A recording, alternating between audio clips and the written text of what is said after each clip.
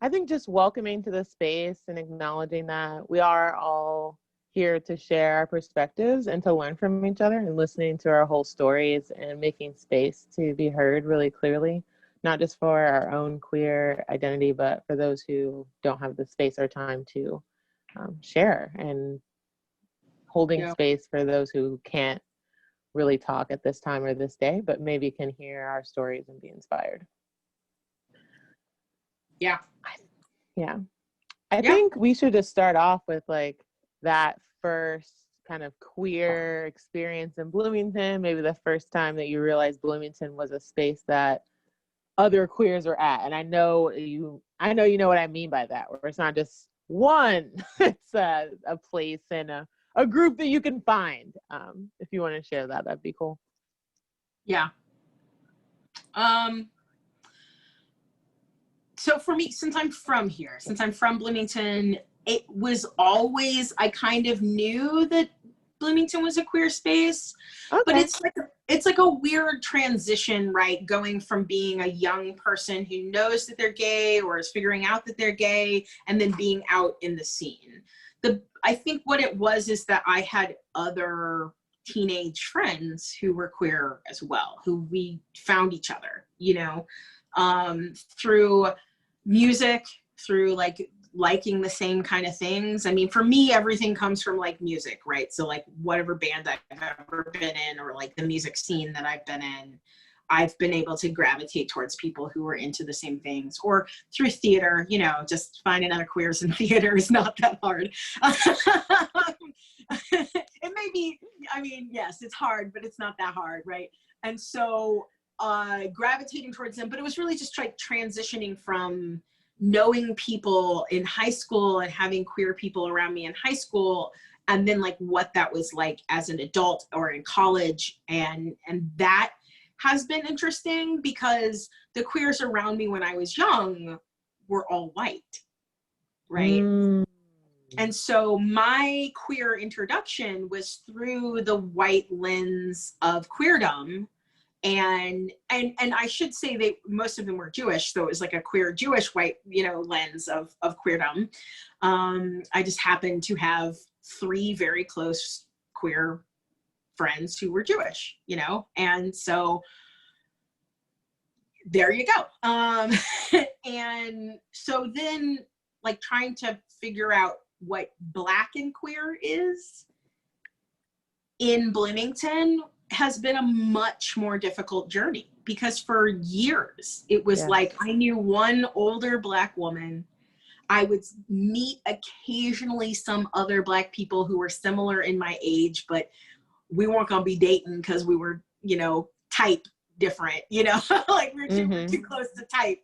And so it was just like, it was just really difficult. And then when I would maybe find somebody who I was attracted to that was also Black, a lot of times they were bisexual or maybe just questioning.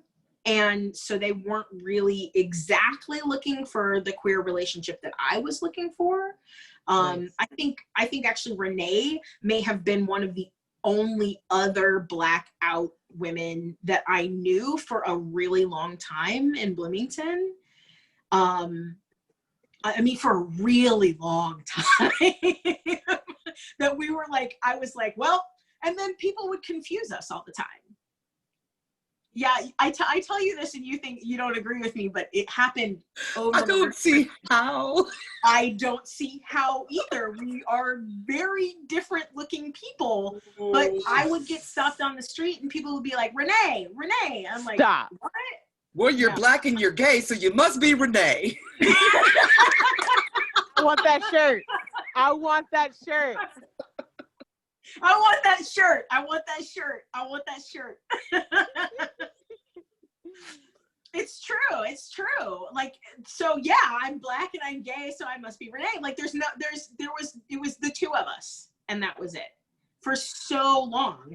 And then I feel like more Black and brown people came out here and or stayed here. Nice. But I mean, it's always just a struggle to find Black queer people in general, but then also Black queer people that you identify with. Renee and I love each other very much, but we don't have the same musical tastes. We're not necessarily into the same things. And so we spend time together and hang out together, but, you know, we're not, you know, we're maybe not exactly, we're not each other's type. We're not going to be, you know, dating or married anytime soon. You know, so there's all of these things. And I've heard so many of this from Black lesbians who've come through over the years of like trying to find your people is really difficult because you either have to be Black or queer. Like it's, you can't be both in Bloomington. You can be queer, but you're going to be in a white world. But you can be Black, but it's not going to be a queer world. And you got to pick either one. I love that distinction. And it speaks to that moment of being around gay people versus being out in the community and being gay. And so I really appreciate that you brought that up. Renee, we were just asking like the first time that Bloomington became a place where you felt like there was a queer community or queer people or a queer group. Maybe you watched them go down the street and you're like, okay, we got queers here. Like, when was that first moment when you thought, okay, there is a presence here and maybe I can come into it or be welcomed into it? And you muted. Purely as queer. So there was a while ago, a long time ago, it's defunct now, but there was a bowling league. I want to say Sparks Bowling League. And so it was pretty robust, lots of lesbians in it. Yeah. And then I dated, and I remember telling you about this, Jada, but I remember telling you about the list. Remember, I got my white girlfriend, and she was older and very well-to-do, let's just say rich. And so there is a list. And so this was like, you know, a good decade and a half ago. And there is a list that these white women have of the happy hour list. And so, and all of these women, they're all friends with each other, and they maintain this social circle. And so I was just like, oh, there are gays here, you know? And so that's where I found the, you know, the spark. Well, actually I went to I found Sparks, and that's when I found, oh, here's the secret lesbian society. And we could go hang out. So. And that same list, they would do events and stuff, and I would get on their mailing list because I was doing spoken word poetry and things like that. So they always would invite me to stuff, but I was always the only Black person or even brown. For sure. Yeah, sure. It was a secret list. When I started dating my ex, going to these happy hour events with him, I'm like, this is so dry. Y'all are super boring. Like literally the only thing y'all do is, the only thing interesting about you is that you're gay.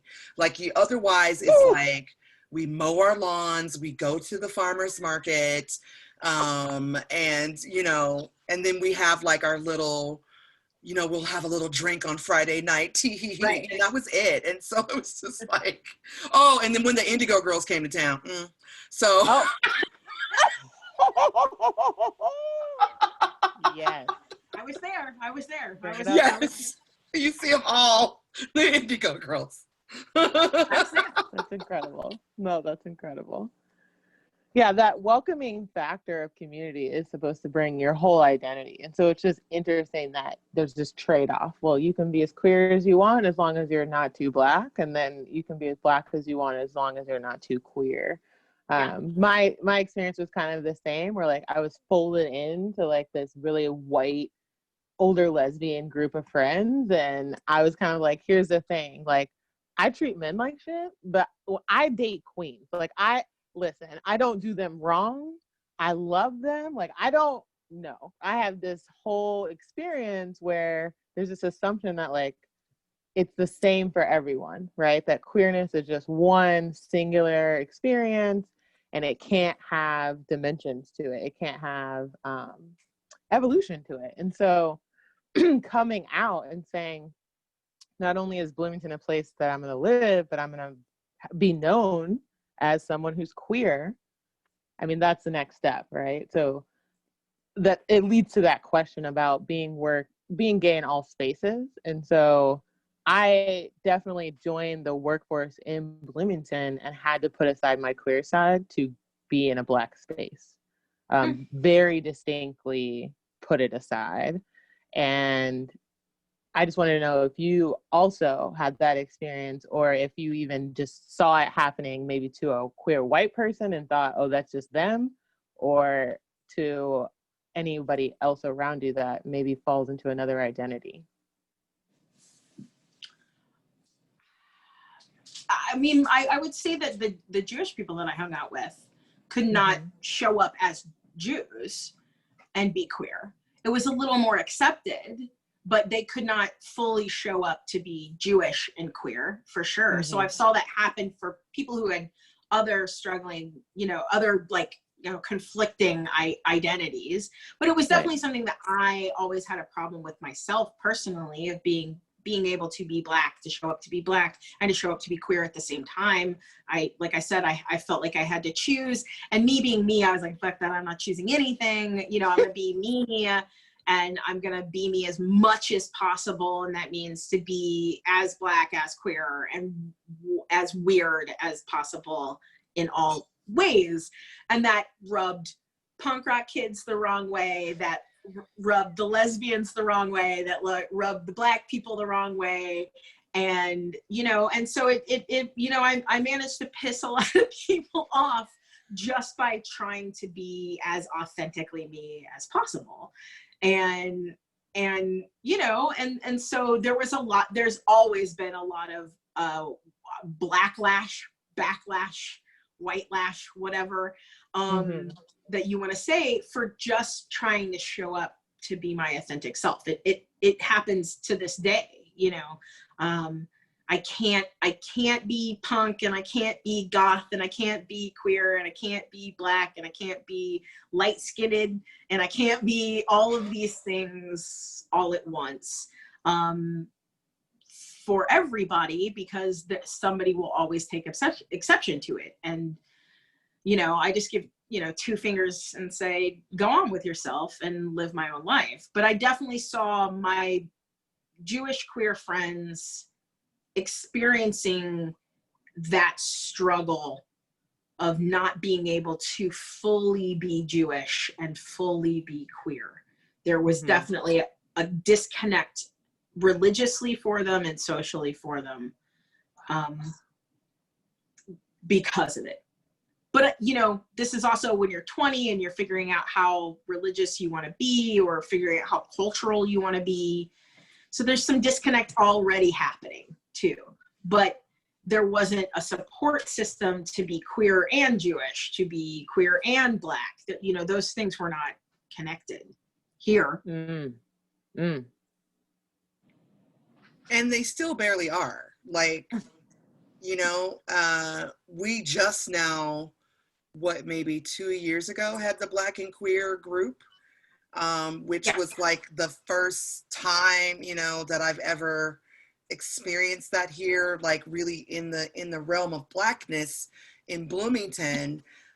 You can find Black people, but you typically find them around church, right? Which I'm pretty comfortable around Black churches. I was raised Pentecostal, and so I found churches here, but you're not going to find gay people out and ready in that church. Whereas I went over to the UU church, and the minister for the last 20 years has been an out gay woman.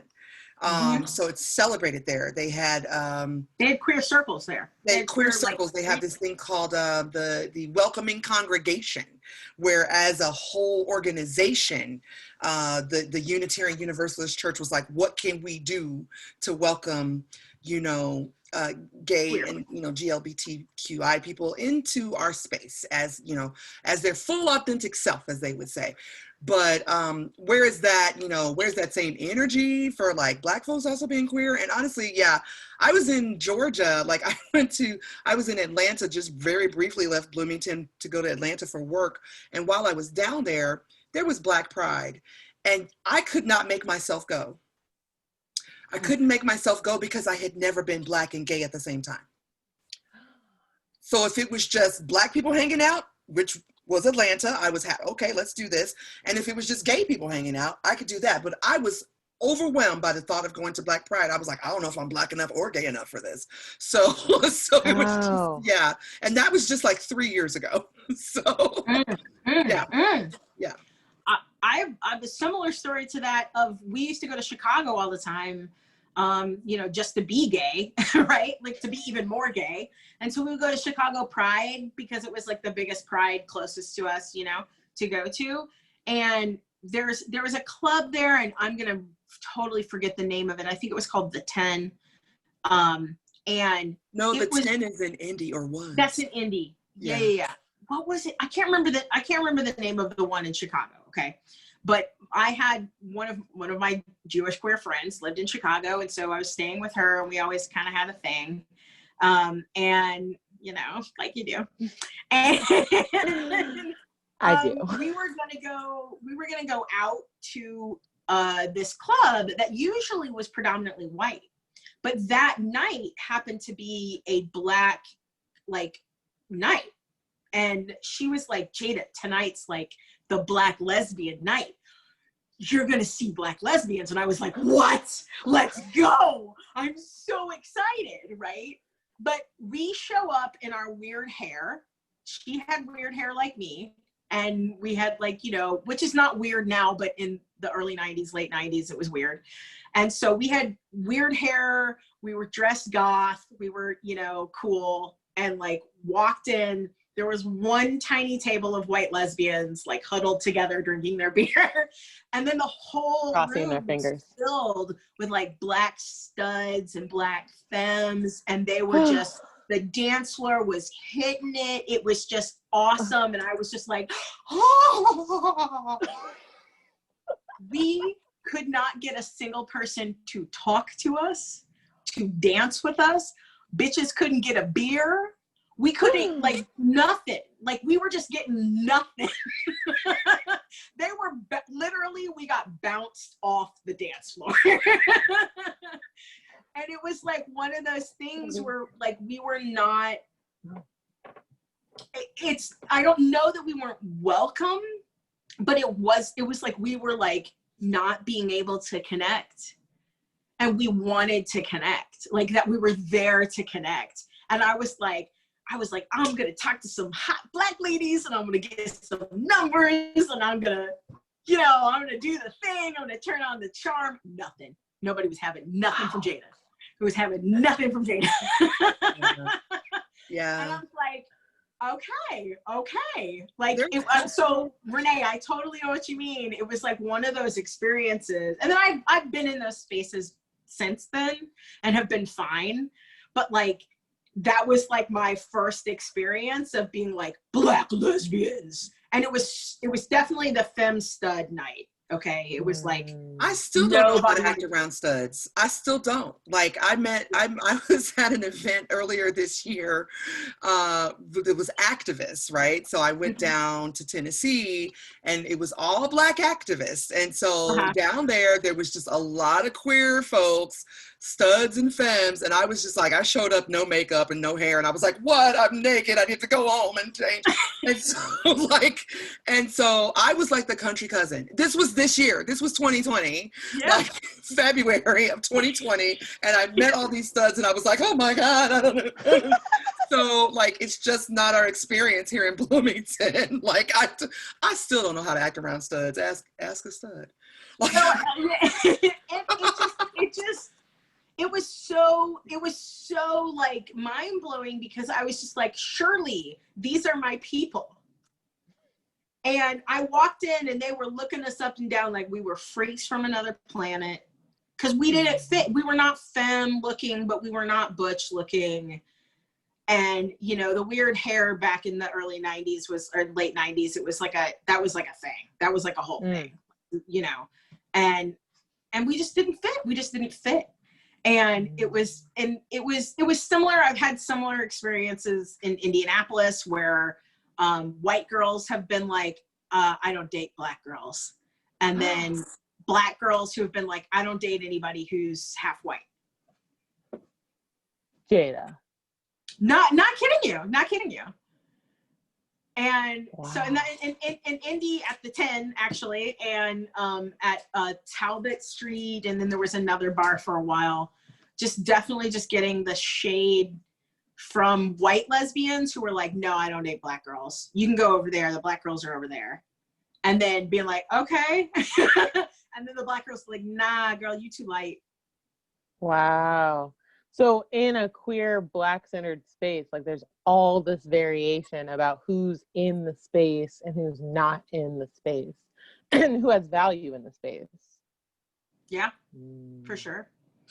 And especially if you're not subscribing to the certain butch femme roles.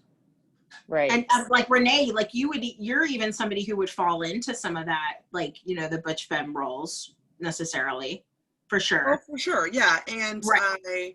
I mean, I think about this experience, you talk about Chicago, but I went to Pride in Chicago with two white friends of mine who were dressed femme-ish. And so I was like kind of playing around with it, right? So I had on like pants and I had like a wife beater on that said dyke on it. And I was getting mean mugged by like all of these Black lesbians, and you know, because I had my like two white girls, and I was just like, why are you looking at me mean when I want to be with you? Like, like, please, I'm trying to work this out. Let me go home and like put on a dress, because I'm not, yeah, I wasn't in my role. And understanding what the roles are now, I would not show up in Chicago with less than like this whole situation where it's like, look, my nails are done, my hair is done. I like vagina. May I have some?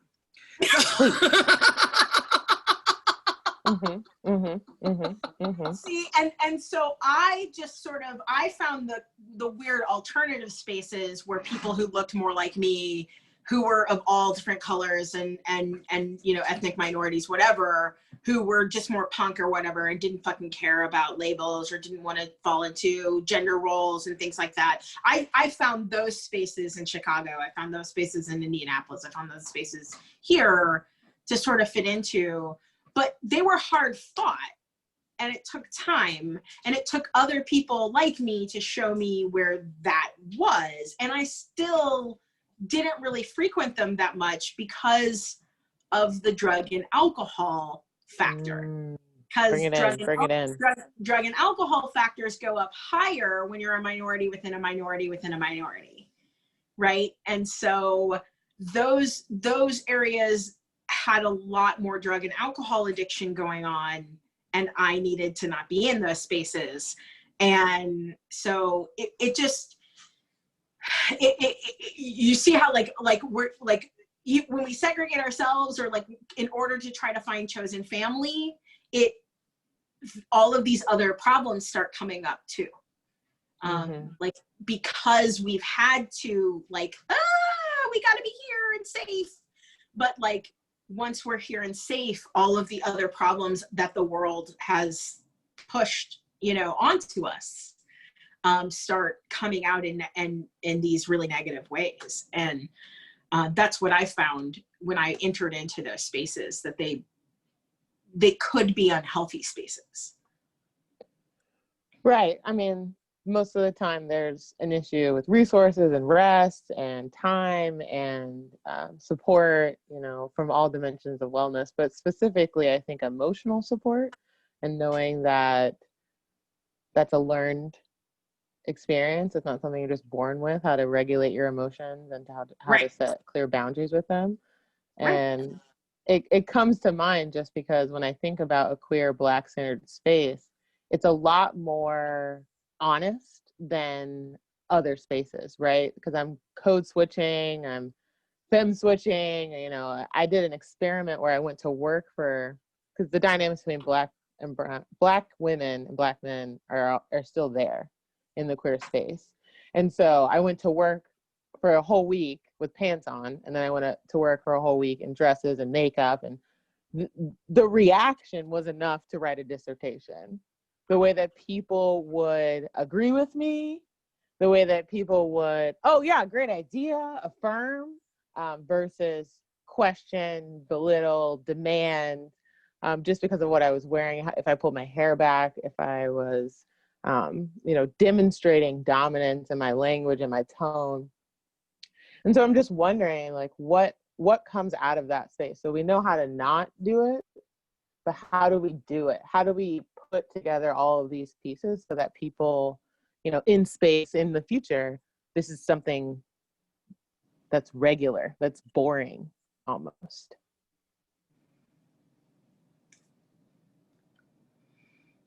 Mm-hmm. Yeah. Wow.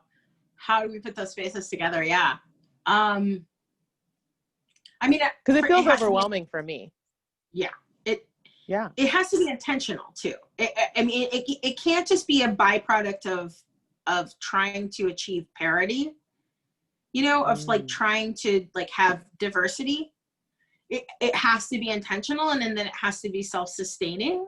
So, we have to do the work of putting that into our lives, like, and caring about the generations that are coming after us. But then it's really interesting. I don't know. I remember being younger and there was this like protected spaces, protected queer spaces, protected women queer spaces. And now all of the because we're redefining what is a woman and who is a woman, right? Like, which is good that we're doing that. But that means that those like protected spaces have kind of opened up and have kind of gone away. And so it seems like also younger generational people don't want to have the protected spaces that we once had, right? They want it to be everywhere. They want it to be sort of everywhere is a protected space, and which makes sense, right?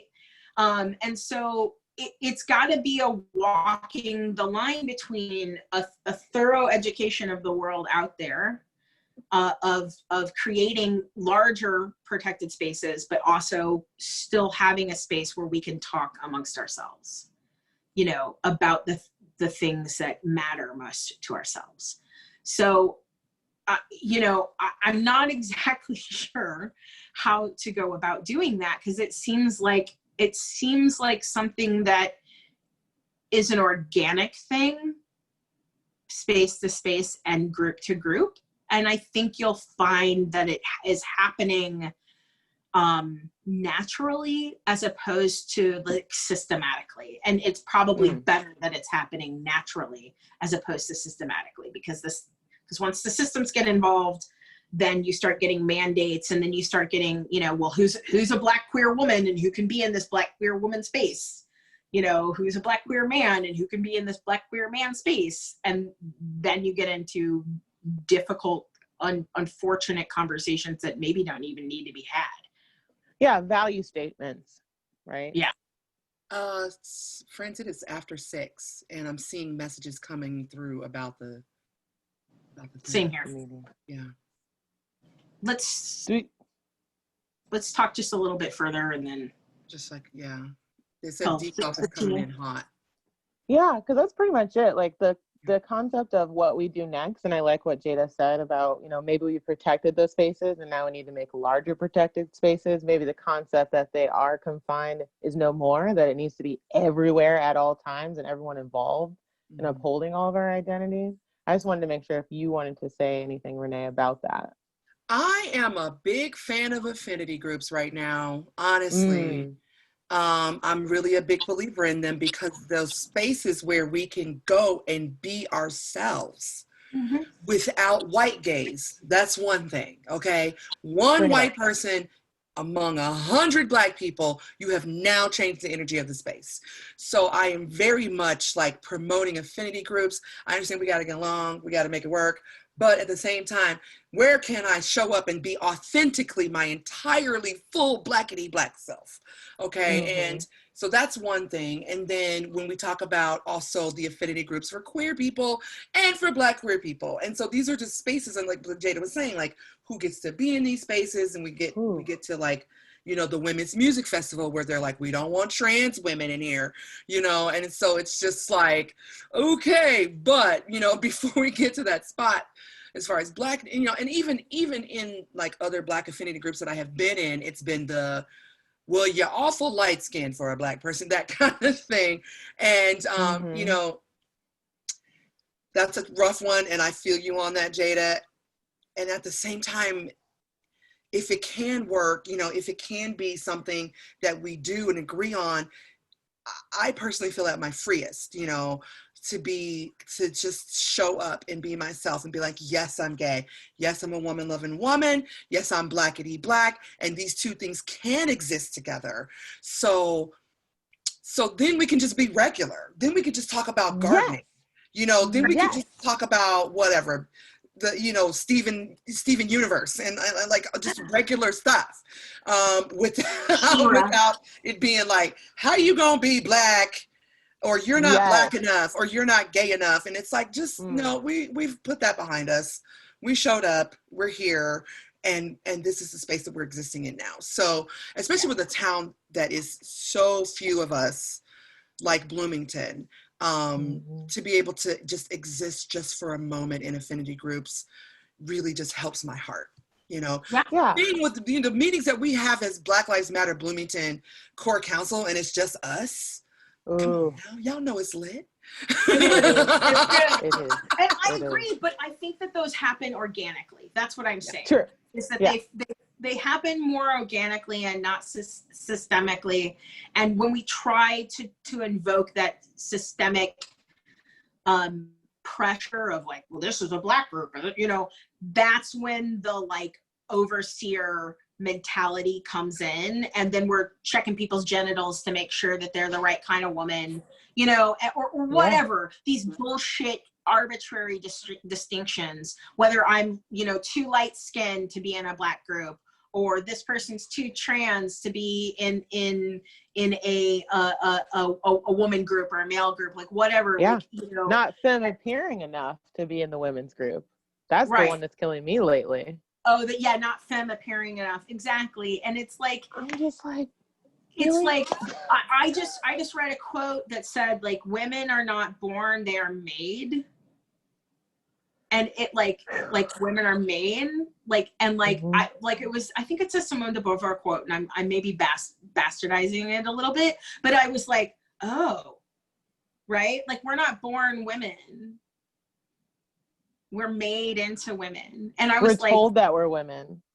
Right. But like we go through a process to become women. And I think that therefore then applies to anybody who, you know, wants to be identified that way. And I get really pissed off about this. Like, it's why sometimes when we say things like women, trans, and non-binary, I get upset that we're saying trans there, because I just said women. And so non-binary people, you know, like they're choosing to be, you know, non-gendered, but you just said women. So did you have to say trans? Do you mean trans men and women? Do you mean people, you know, like where are we talking about here with that? Because you just said women. So that's all you need. And those spaces that do not accept masculine, non-binary people. Right. You know, and it's like, that you part. can't, because we said women and non-binary, but you're representing us. But it's just like, femmes can be thems. And not, you know, masculine people can be also non-binary. Just take what they're saying out of their mouth. Right. Believe people. Accept that, and then love them, you know, and like, why do we need to know what's in your pants or who you're sleeping with? That's not appropriate. Yeah. All of that kind of, so that's where when we're trying to find our affinity groups, and then we get really crazy, like our language gets really nuts, or we get really into like, well, who can fit into our affinity groups, that I just get really like heartsick when we're talking about it, because what's happening is that somebody who is oppressed by the outside forces is getting left out. So how, like, in some shape or form, I'm not talking about people who are the quote unquote mainstream or norm. They have their own whatever, but I'm talking about spaces who are oppressed within oppressed. Like, where they're being even more left out, in the same way that I was when I was, you know, trying to figure out my Black identity and my queer identity. And I'm like, I don't want anybody to have to be choosing between identities, you know? Mm. It's just, it's like, it's so difficult. It's so difficult to for your headspace to be like, who am I today? Right. You know? I love that. I love that question because it's saying like that space would include every single identity depending on the day, the time, how you're feeling, not just these labels of what's easily identifiable to other people. That's really awesome. Yeah.